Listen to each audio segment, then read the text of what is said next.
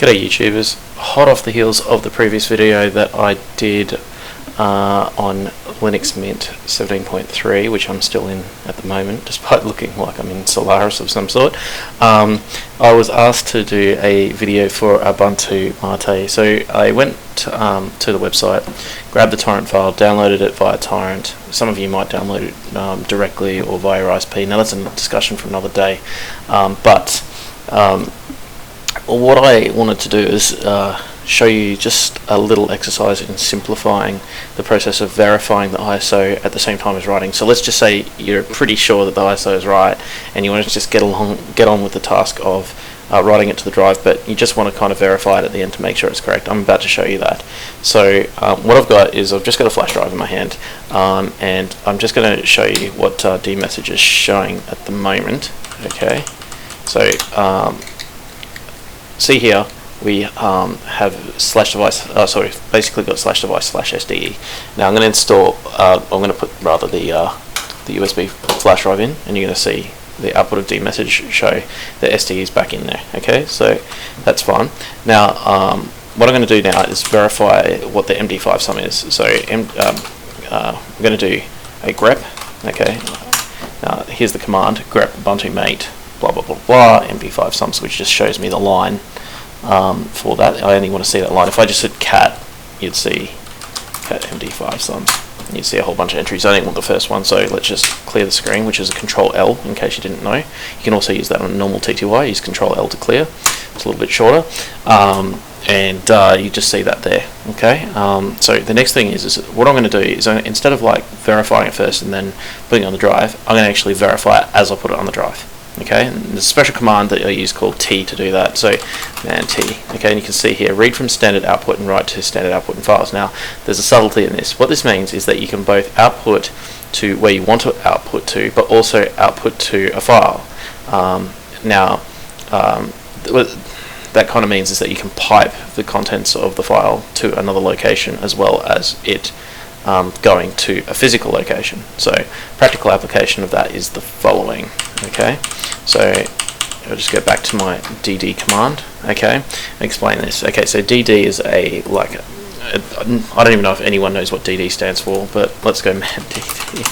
Yeah, convert and copy a file. It doesn't seem to stand for anything. Could be data dump, data destroyer, something like that, disk destroyer, whatever. But anyway, so dd is going to write to the to this guy, but we're going to do it via T rather than the normal way. Okay, so explain this. So the input file is going to be the ISO image. What's going to then happen is, just to kind of visualize it, is that a standard output is going to go to T, which is then going to pass standard output to MD5 sum, but also it's going to write to this file. Okay, which happens to be the device node that our flash drive is sitting on. So what we're also going to do is, if we get the chance to, is we're going to actually have a look at what dd is doing now. I'm going to show you a quick way. If you're only running one instance of dd, the following is going to work. Otherwise, you're going to need to use the PID, the process ID.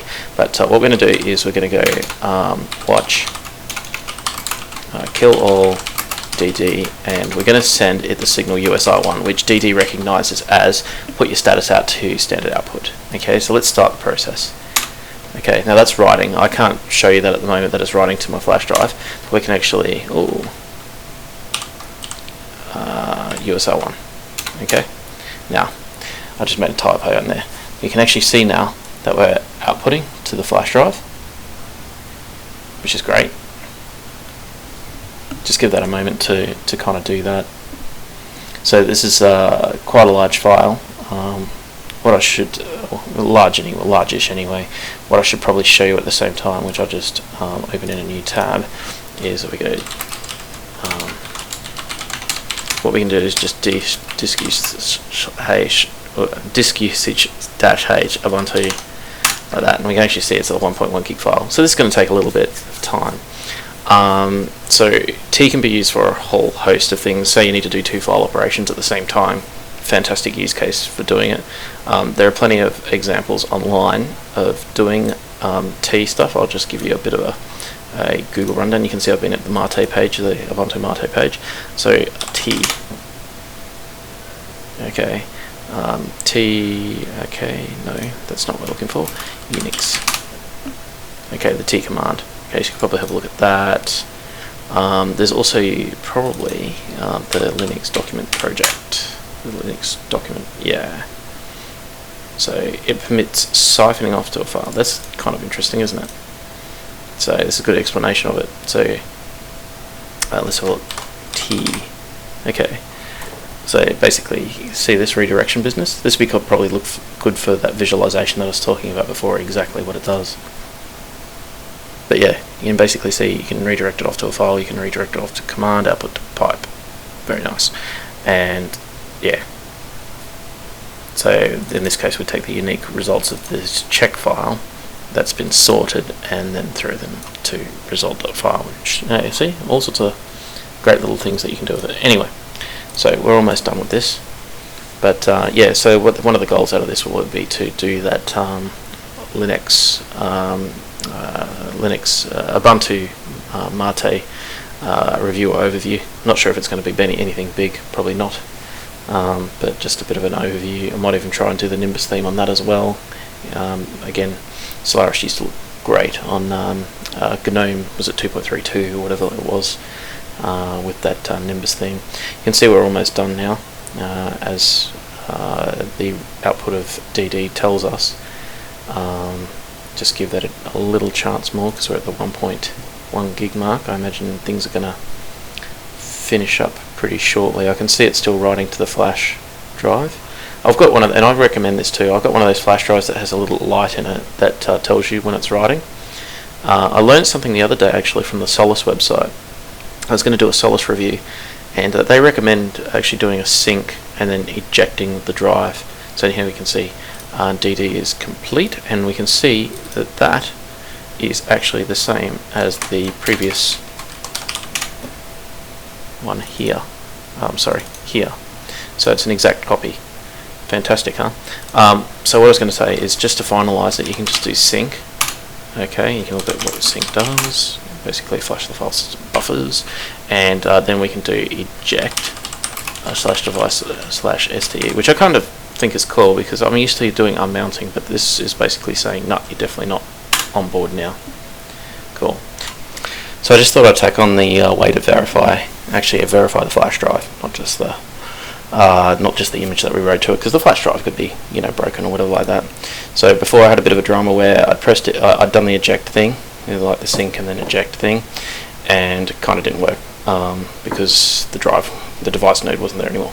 So anyway, this is going to tell us the size. So you need this. You're going to need that size there.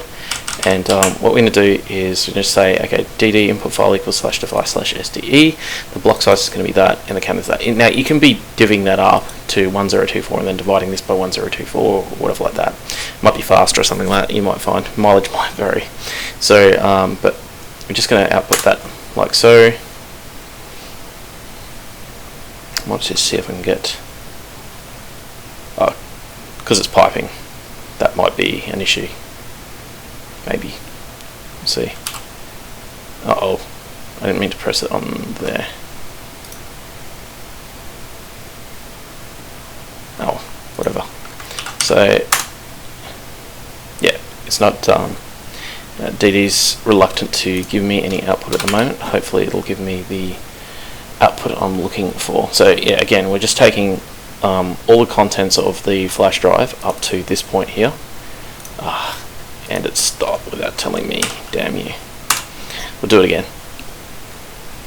I've had a couple of interruptions. Sorry about that. It's kind of made it difficult to do the video properly. But anyway, all good.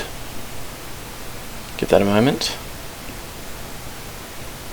Kind of nice if DD would give output by default. I kind of find it nasty that you have to send it a signal. It's kind of hackish. But whatever. I guess if you want output, you can always get one of the GUI programs or something like that to do it. I don't know any DD. Oh, I think there's a GNOME application or something that can do DD type stuff. But here we go. And what have we got? So, and there we go. See that there? If I go my grep again, that's going to be the same. So that tells you that it's correct. It's pretty badly outputted dialogue there, but it does tell you that it's correct. So anyway, I just wanted to show you that because, you know, could save you some time, and verification, you know, is a pain in the butt, as we all know. But it's a good idea to do it because you never know, something could be malicious, you know. The ISO you download could be malicious. I've never had one that's malicious. I've had ones that are buggy, ones that aren't correct, but nonetheless I don't think anything malicious. Anyway, that's it for it now, and hopefully I'll have that Ubuntu Mate video out this week. Anyway, catch you later, YouTubers. Have a great time. Bye.